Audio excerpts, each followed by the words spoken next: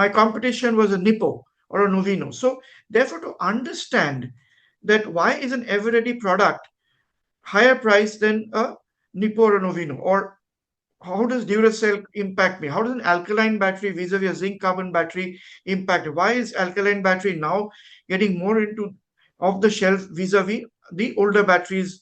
So that industry dynamics, the way the shift is happening in industry, that education to the people, making them more knowledgeable about the industry and equipping them with more information and complementing with their capability, I think worked for me at that point in time. So we had more smarter people on ground basically. So I think capability development, which was pretty 360 degrees, which worked for me at that point in time. So that's one lever I worked on.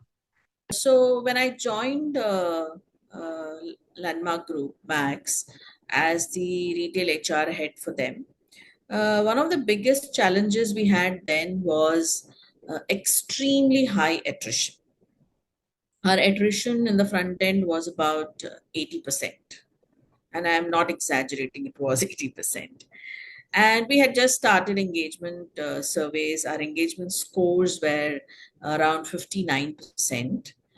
Our productivity was pretty low, employee productivity was pretty low. And the problem statement that came to my table from the business was how do we reduce attrition, increase engagement, and productivity.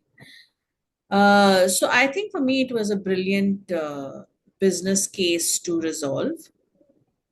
And it took me 3 years to put everything in place, but just 1 year to bring down attrition drastically.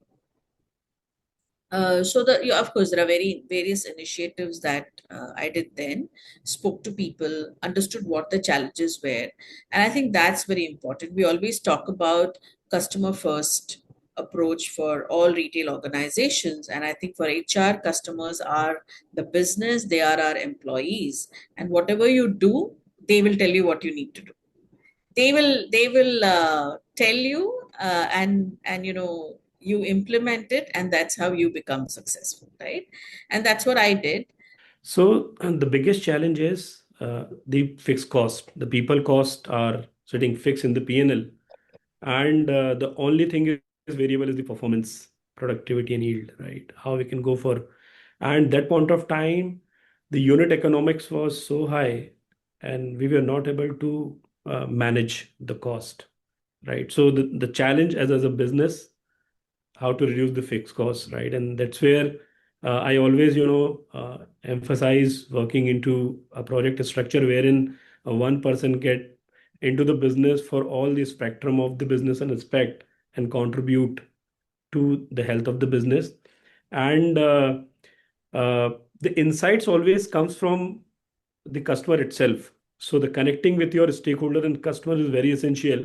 And that's how, my working style is to always go to the field, connecting the customers and stakeholders directly so that you can get a lot of insight. And that's how, when we were developing a business from scratch, right, in 2017, it was a story.